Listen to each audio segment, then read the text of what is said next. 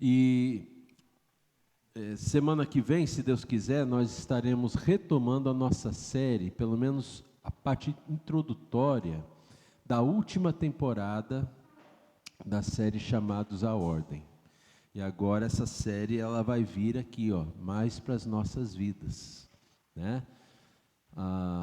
E eu acho que vai ser a introdução domingo que vem por causa do aniversário da igreja, né? Então nós vamos estar aproveitando, falando do corpo de Cristo, que somos nós, a igreja do Senhor, e o que isso implica em nossas vidas, né? E hoje nós vamos estar falando sobre um tema único, que não vai ter continuidade, mas ele pode ter desdobramentos, até mesmo na nossa série. Hoje o tema é Escolha a Sua Dor. Que tema, né, gente? Escolha a sua dor. Tá certo, nem sempre você escolhe a dor. Não são todas as dores que dá para escolher. Por exemplo, quando nós perdemos alguém querido, você escolheu isso? Não, né? A gente escolheria até não perder. A dor de uma enfermidade, você escolhe qual enfermidade você quer ter? Ninguém escolhe a enfermidade. Se você fosse escolher, escolheria não ter tal enfermidade. Não é assim, gente? Mas escolha a sua dor, além do do texto bíblico, também foi algo assim que veio ao meu coração, depois que eu assisti uma entrevista do Bernardinho. Quem lembra do Bernardinho? Técnico de voleibol, né? Então, ele que me inspirou para a gente conversar sobre esse tema. E a primeira parte desse tema, antes de eu falar do Bernardinho, tem a ver com o seguinte: neste mundo é impossível sermos felizes. Nesse mundo, você jamais será feliz. Essa é uma verdade que não tem, nua e crua, é isso, né, essa verdade. Não tem como a gente colocar ou tirar alguma coisa, é exatamente desse jeito. Esse mundo não dá para você ser feliz, só que as pessoas tentam ser felizes ou morrem tentando ser felizes. E quem não sai dessa vida, morre tentando ser feliz e nunca consegue. E a Bíblia, ela nunca nos falou que seríamos felizes nessa terra. Nunca. Não há um texto bíblico que fala que a nossa felicidade está aqui na terra. Mas o que a Bíblia fala é que nós podemos ser, por exemplo, nos dizeres do apóstolo Paulo, mais que vencedores por meio daquele que nos amou, Cristo Jesus, nosso Senhor. Então, esse amor de Deus que nós cantamos aqui, ele tem que ser o nosso foco, porque o amor de Deus, ele não vai nos fazer felizes, mas vai nos fazer mais que vencedores. E é isso que nós precisamos nos dias de hoje, gente. Como nós precisamos das vitórias que o Senhor Jesus tem reservado para nós, né? Bom, pode colocar ali o Bernardinho, isso. Bernardinho falou numa entrevista o seguinte: precisamos escolher com qual dor preferimos lidar.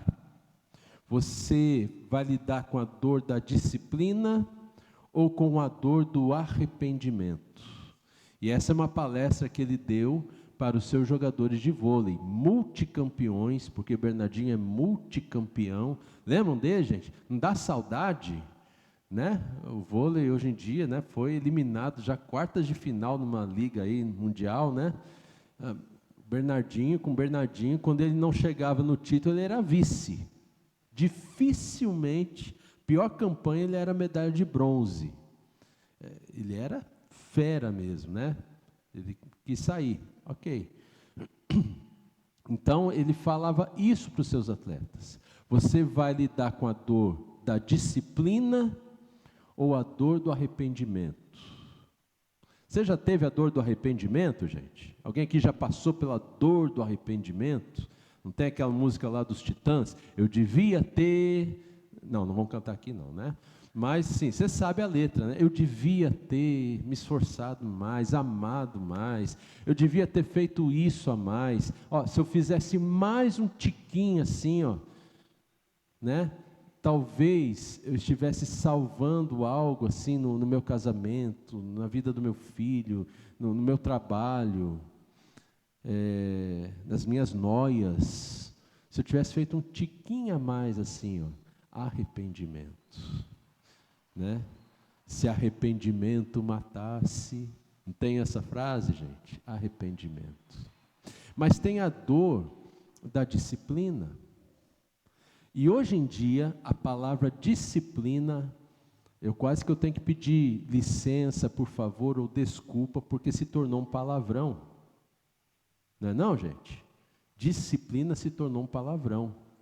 Que é isso, pastor? Nós estamos na igreja, falar de disciplina. Não pode não, é amor de Deus. Mas, gente, o amor de Deus é um amor que nos disciplina.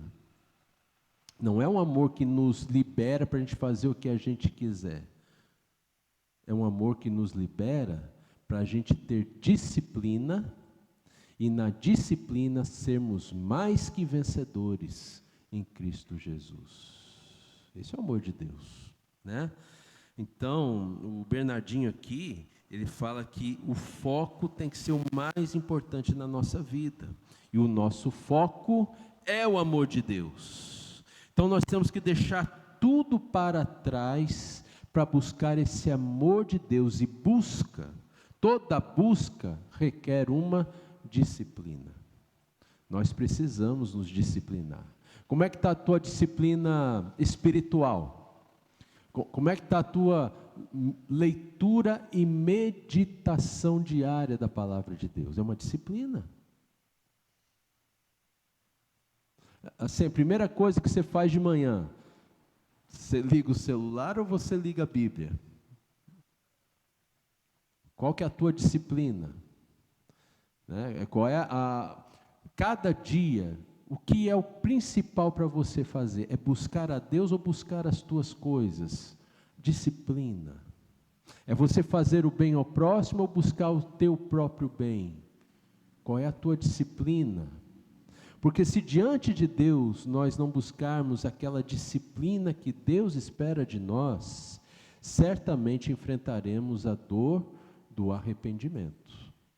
E é isso, meus irmãos. Se você escolher não aturar a dor da disciplina, automaticamente você escolheu lá na frente passar pela dor do arrependimento.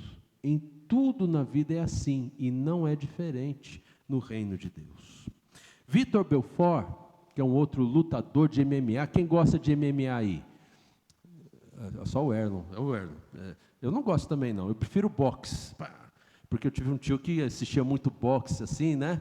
Então eu aprendi o boxe, a ver a arte da boxe. O do MMA ainda não consegui, mas se você me ensinar, eu estou dentro. Vitor Belfort, que se converteu, é marido da feiticeira.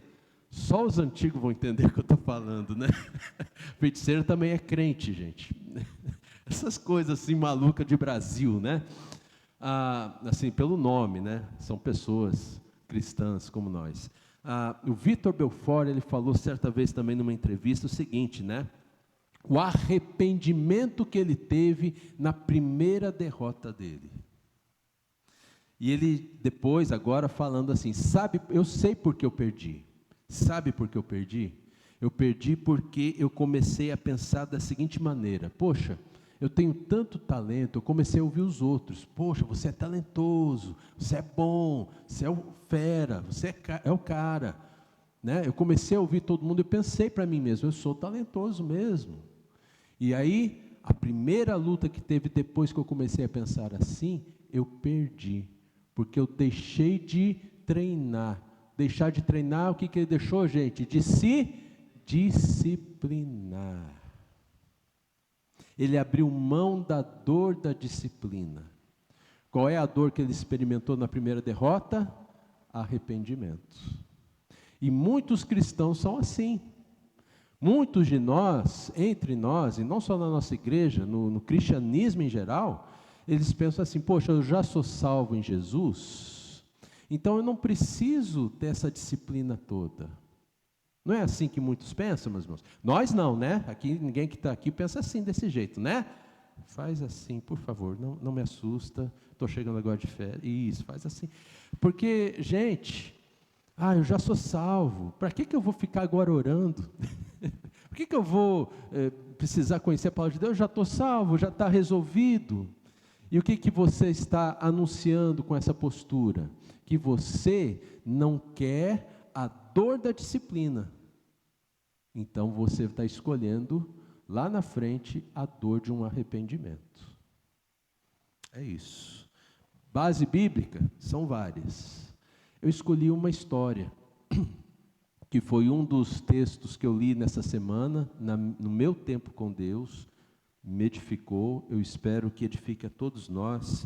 Josué capítulo 2.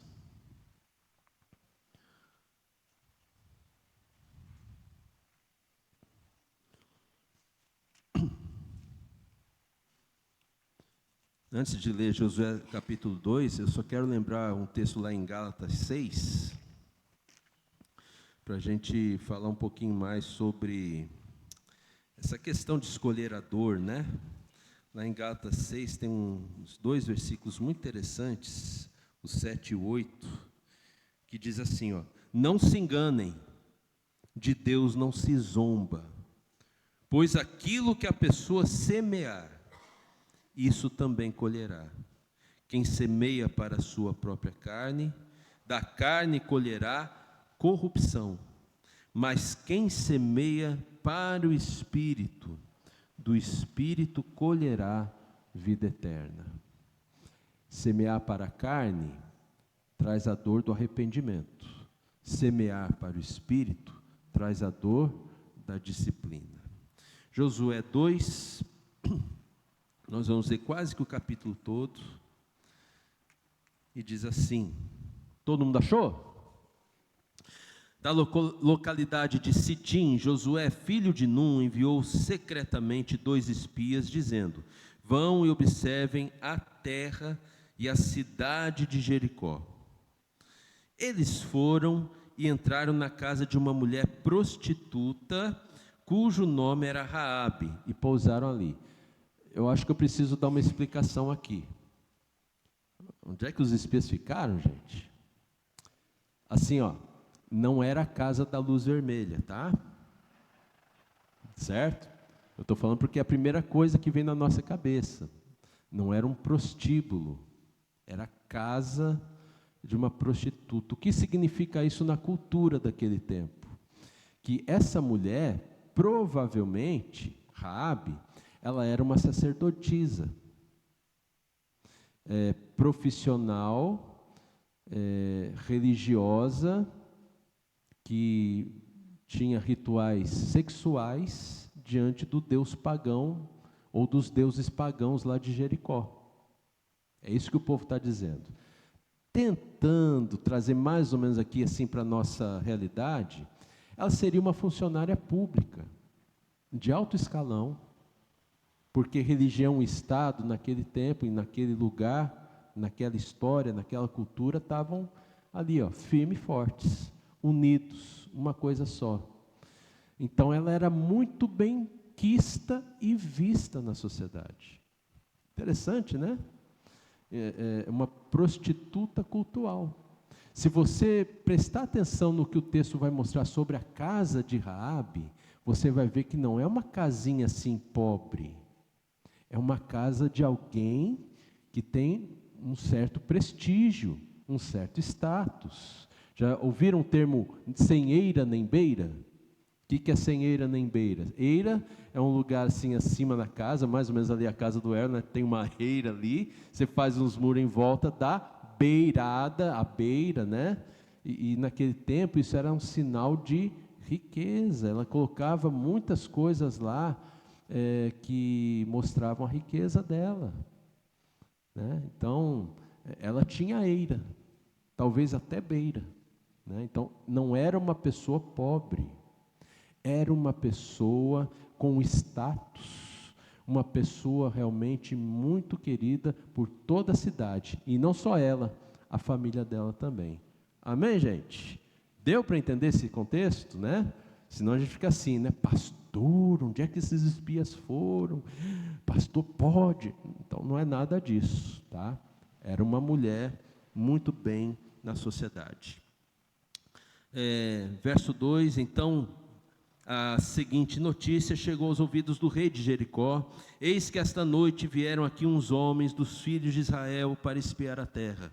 Por isso o rei de Jericó mandou dizer a Raabe: traga para fora esses homens que vieram a você e que estão aí em sua casa, porque vieram espiar toda a terra. Mas a mulher que havia escondido os 2 homens respondeu: é verdade que os homens vieram a mim, mas eu não sabia de onde eram. Só um detalhezinho aqui no verso 4, ali onde eu li, a mulher que havia escondido, talvez se você tiver uma Bíblia mais tradicional, esteja mais ou menos assim: tomou e os escondeu. Não tem essa expressão? Os tomou e os escondeu. Tomar é segurar pela mão e trazer, literalmente puxar. Quando ela viu que os espias estavam na casa dela, o que ela fez? Antes que alguém visse, puxou para esconder eles. É isso que ela fez, ok? Verso 5, quando o portão da cidade ia ser fechado, sendo já escuro, eles saíram, não sei para onde foram, se forem depressa atrás deles, ainda os alcançarão. Então, ela, porém, os tinha levado para o terraço da casa e os havia escondido entre as canas de linho que havia colocado em ordem no terraço. Terraço é a eira. Então, olha só, tinha canas de linho lá, era um lugar grande, não era um lugar pequeno, tá? Aqueles homens foram atrás dos espias pelo caminho que leva aos vales do Jordão. E depois que eles saíram, fechou-se o portão da cidade. E antes que os espias se deitassem, Raabe foi aonde eles estavam no terraço e lhes disse... Gente, vamos pular aqui só para o verso 11. Quando ouvimos isso, o nosso coração se derreteu, todos ficamos desanimados por causa da presença de vocês. Presta atenção na teologia da Raabe. Olha a teologia dela. A gente vai ter escola dominical, teologia para todos, né? Porque o Senhor, o Deus de vocês, é Deus em cima nos céus e embaixo da terra. Na terra. E agora jurem pelo Senhor que, assim como usei de misericórdia para com vocês, vocês também usarão de misericórdia para com a casa do meu pai, e que me darão um sinal certo de que conservarão a vida do meu pai, da minha mãe, dos meus irmãos, das minhas irmãs, com tudo o que eles têm, e de que livrarão a nossa vida da morte. Gente, olha como ela coloca as palavras, né? Primeiro os pais, depois todos os familiares, e finalmente depois ela mesma, né? Então os homens lhe disseram: a nossa vida responderá pela de vocês, se vocês não denunciarem esta nossa missão. E quando o Senhor nos der essa terra, usaremos de bondade e de fidelidade para com você. Então ela os fez descer por uma corda pela janela, porque a casa em que ela morava estava construída sobre a muralha da cidade. Presta atenção nisso. E disse a eles: vão para o monte. Aí eles foram lá pelo monte, né? Verso 17.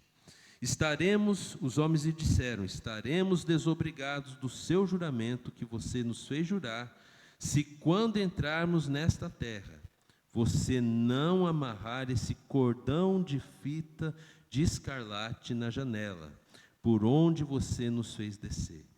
E se você não reunir em sua casa o seu pai, a sua mãe, seus irmãos e toda a família do seu pai, quem sair para fora da porta da casa será responsável pelo que lhe acontecer. E nós seremos inocentes. Mas se alguém puser a mão em alguém que estiver com você dentro da casa, nós seremos responsáveis. E se você denunciar essa nossa missão, estaremos desobrigados do juramento que você nos fez jurar. E ela disse: que assim seja, como vocês disseram. Então Raabe os despediu, e eles se foram. E ela amarrou o cordão de escarlate na janela. Capítulo 3, verso 5. Aqui agora do outro lado, os espias já chegaram no povo de Israel. Deus falou ao coração do líder, que era Josué, e Josué disse assim ao povo: santifiquem-se, porque amanhã o Senhor fará maravilhas no meio de vocês. Amém, gente? O que nós podemos aprender com essa história? Eu coloquei alguns paralelos que me chamaram a atenção, que são ideias que eu tive quando estava meditando o texto, e algumas dessas, quando eu fui estudar, eu tive algumas surpresas. Por exemplo, o Russell Shedd, algumas dessas ideias ele endossa. Por exemplo, o fio de escarlate comparado com o sangue na porta da casa dos judeus, né, o sangue do cordeiro, na Páscoa, quando eles estavam saindo do Egito. Ele faz a mesma comparação. Eu achei muito interessante. E claro, o sangue de Jesus para nós aqui no nosso tempo, né? Jericó, aqui nessa história, pode ser o mundo que nós vivemos hoje. Não é assim o mundo? Não é um mundo que tem fobia de Cristo? Não é um mundo que está tentando a todo custo eliminar tudo que é de Deus no setor público? É ou não é, gente? Até no privado. A Bíblia diz que seria assim nos últimos dias. A gente não deve ficar assim, indignado, até porque nossa indignação não produz justiça, né? A gente tem que ficar atento e a gente precisa cuidar uns dos outros para que ninguém se desvie. Esse é o ponto, né?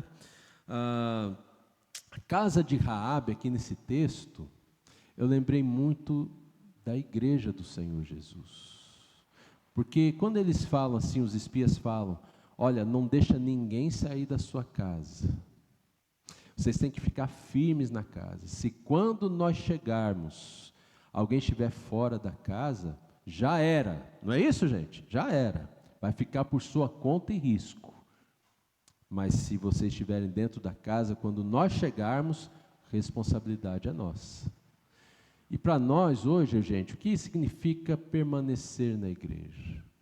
Eu tenho até alguns amigos que não veem assim muita... E gente querida, né?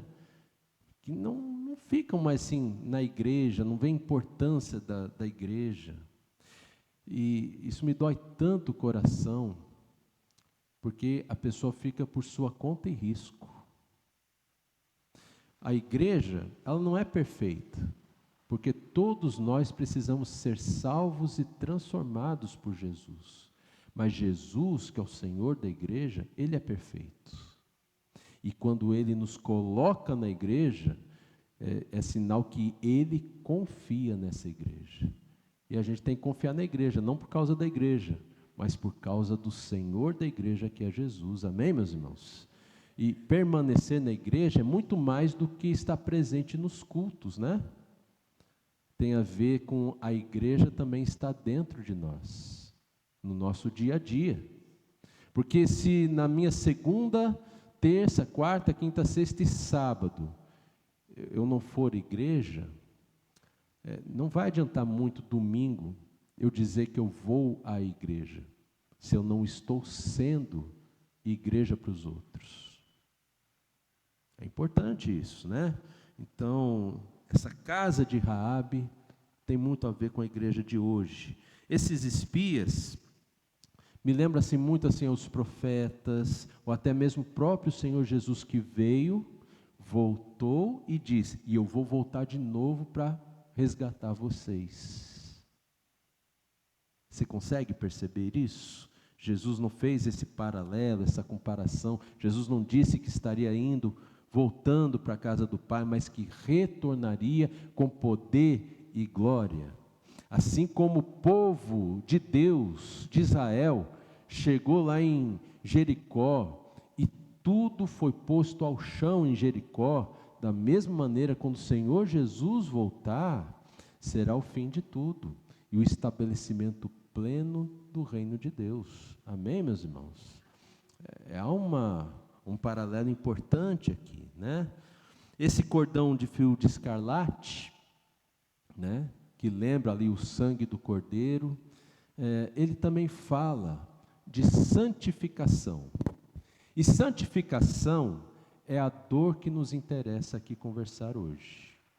Santificação é uma dor, porque pela santificação eu abro mão de muitas coisas para buscar o Senhor. Sem santificação significa eu estou abrindo mão do Senhor em prol de conseguir muitas outras coisas. E aí eu não tenho a dor da santificação, mas eu terei a dor do arrependimento. Olha só que sério é isso. E ali no capítulo 3, verso 5, o povo de Deus tinha que se santificar, mas eu também vejo esse cordão escarlate, o fato de os espias falarem, ó, não saiam aí da casa, como uma espécie de santificação. Porque o que é santificação, gente? Não é a gente se separar para Deus, e não é a gente ser separado por Deus. Quando os espias falam assim para Raabe, ó, você e sua família, fique na sua casa, o que eles estão falando? Separem-se. Separem-se desse mundo, porque se vocês estiverem nesse mundo, tudo vai acabar para vocês. Vocês estão vendo as grandezas que Deus tem feito em nossas vidas, vocês estão vendo tudo aquilo que o Senhor está fazendo, as portas, o mar vermelho se abrindo, recentemente, um pouquinho depois à frente, vai se abrir de novo o Rio Jordão. Deus vai abrindo todas as portas para o povo de Deus, e se vocês não se separarem deste mundo, vocês não estarão conosco. Vocês querem estar conosco? Arrependam-se. Saiam desta vida. E olha, fiquem firmes. Esperem, separem-se, santifiquem-se.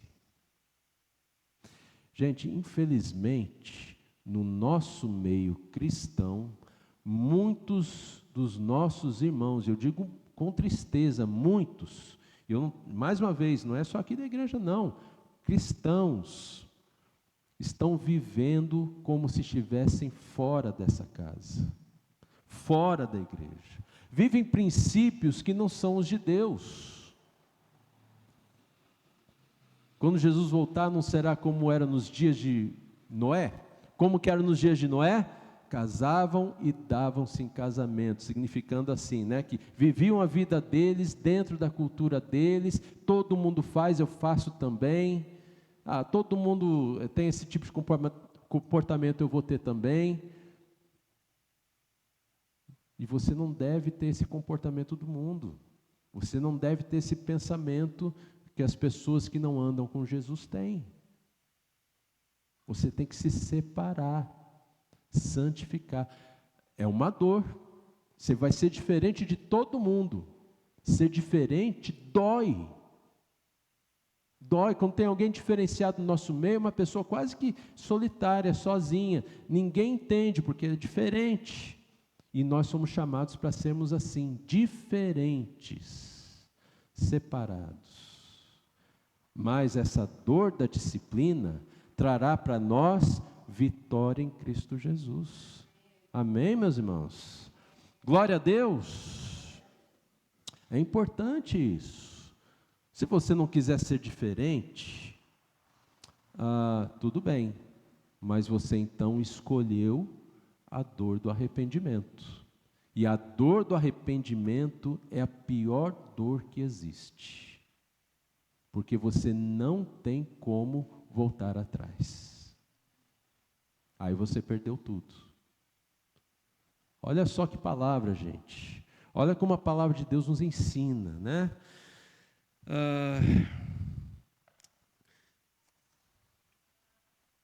Então, essa vinda de Israel sobre Jericó, que era eminente, será também como, assim, a vinda de Jesus no final dos tempos. E quem sabe a vinda de Jesus seja ainda na nossa geração. Eu brinco assim, né? Eu falei para Deus que eu só quero morrer depois dos 120 anos, porque eu tenho certeza que quando eu tiver 119, Jesus chega, né?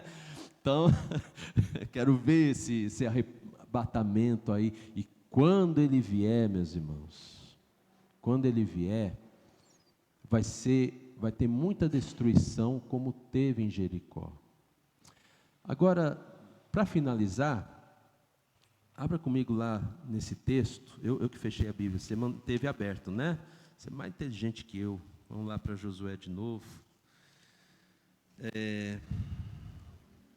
Ali no versículo, acho que o 11, do capítulo 2, me chamou muito a atenção a teologia da Raabe, né? Finalzinho do verso 11: porque o Senhor, o Deus de vocês, é Deus em cima nos céus e embaixo da terra. Eu falei que na volta de Jesus, assim como Jericó foi destruída, o mundo todo também terá um certo tipo de destruição.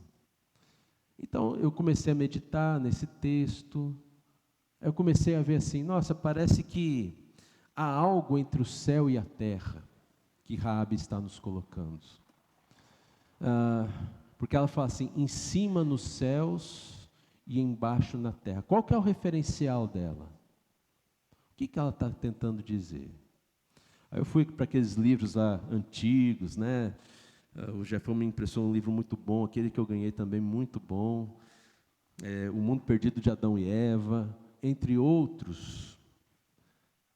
E eu fui lembrando assim, né, que alguns textos bíblicos, principalmente no Antigo Testamento, falam de uma abóbada, né, na terra, que muitos usam para dizer que é a base da terra ser plana, que haveria uma abóbada na terra, tudo seria plano e tal, e usam erroneamente esse conceito de abóbada.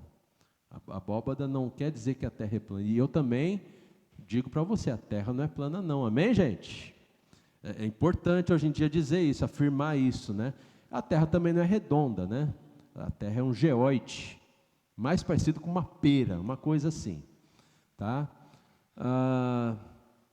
Essa abóbada seria um limite entre os céus e a terra. Mas talvez, quando nós pensamos em céu, hoje, talvez nós não pensamos em céu como os antigos pensavam. Talvez esse seja o ponto. E aqui agora, eu vou dar liberdade para você até discordar de mim, porque é uma proposição minha, uma meditação minha. Você está livre para concordar, discordar. Mas para mim explica bem como será a vinda de Jesus. Essa abóbada, ela é uma região limite entre o mundo que nós vivemos e o mundo onde está o reino de Deus, que ninguém consegue penetrar nesse limite. Quando o homem pecou lá no Éden, Deus não colocou uns querubins lá guardando o jardim? Eu até fico pensando assim, né? Foi o jardim do Éden que foi tirado da terra, ou foi a terra que foi tirada, né, do Éden? Qual é a perspectiva certa? Né? O fato é que nunca mais, ninguém que está neste mundo, entrou em vida naquele mundo do reino de Deus. E só há um que pode nos levar para lá, que é o nosso Senhor e Salvador Jesus Cristo, e a Ele toda a honra, todo o louvor e todo o poder para todo sempre. Pensa comigo, gente, quando Enoque foi elevado para Deus, elevado para os céus, que céus que ele foi? Lua? Marte? Outra galáxia? E o Elias? Para onde que ele foi? E o próprio Senhor Jesus, muitos discípulos olhando enquanto ele subia, até que não viram mais ele. Para onde Jesus foi, gente? Foi para a Lua? Foi para Marte? E o homem, hoje, construiu um monte de foguete, satélite, está tudo ali, ó, onde nós chamamos céu, achando que lá é que vai ter vida, mas os céus onde tem vida, é onde tem esse limite que nós não podemos alcançar. Somente Jesus pode nos levar lá. E aí eu penso que na volta de Jesus, Jesus virá com poder e glória, com os exércitos do reino, e esse limite, ele será quebrado. Tem um texto em Apocalipse que fala assim, que o céu vai dobrar, né? Vai virar assim, ó, se enrolar todo. Haverá alguma coisa diferenciada naquele tempo. E tudo que está certo hoje em dia, que está imovível, que não se mexe, que está consagrado, tudo isso cairá por terra. Assim como Jericó caiu diante do povo de Deus. Raabe e sua família escolheram a disciplina, a dor da disciplina. Vamos ficar aqui, vamos fincar os nossos pés aqui. Nós não vamos sair daqui por nada, porque quando chegar aquele glorioso dia, nós estaremos salvos. Lembra a musiquinha lá do Josué, gente? E as muralhas, o que acontece com as muralhas? Ruirão. Um detalhe, onde é que estava a casa da Raabe? Onde estava a casa da Raabe? Em cima das muralhas. E todos se salvaram, embora as muralhas tenham ruído. Assim será com aqueles que vivem nessa disciplina do Senhor. Eles serão salvos também. Eles não terão que passar pela dor do arrependimento. Mas se nós escolhermos não sofrer, não ter essa dor da disciplina, teremos a dor do arrependimento. E a minha palavra hoje é o seguinte, olha, se você ainda não está enfrentando a dor da disciplina, se você está vivendo como o mundo de hoje diz que a gente pode viver, arrependa-se. Pare com isso. Pare de viver na mentira. Para de ficar tomando partido de gente que não está nem aí para Jesus. Saia desse meio. Separe-se. Santifique-se. É hora de nós nos santificarmos. Porque amanhã o Senhor fará o quê, gente? Maravilhas. Crer é santificar-se. Crer é dizer assim, eu creio tanto em Jesus que tudo isso é verdade, que eu vou me disciplinar, eu vou buscar o Senhor, eu vou ter uma vida para Deus, a minha vida vai ser para Ele. E não para aquilo que eu acho que vai me fazer feliz, mas aquilo que vai trazer glórias ao meu Senhor. É isso, meus irmãos. Precisamos nestes dias de grande arrependimento, parar de vivermos como as pessoas deste mundo vivem. E se você não parar ainda hoje, você poderá ter essa dor do arrependimento. Não é essa a vontade de Deus. Não é para isso que Deus te chamou. Não é para isso que você está ouvindo essa mensagem de hoje. Deus quer que você seja dele, que você se santifique, porque Ele quer fazer maravilhas no nosso meio. E toda a honra, todo o louvor sejam dados a Ele. Amém. Como é que está a sua vida hoje? Qual a dor que está acompanhando você? Você é daqueles que pagam um preço para buscar o Senhor? Ou é tão difícil buscar o Senhor que você deixa para lá? Muitas vezes, gente, nós fazemos tanto esforço para as coisas deste mundo, mas um mínimo esforço para Deus parece uma coisa do outro mundo, né? Domingo levantar 9 horas da manhã, culto. Quando domingo tem uma coisa que interessa a sua carne, você levanta às 7 horas da manhã.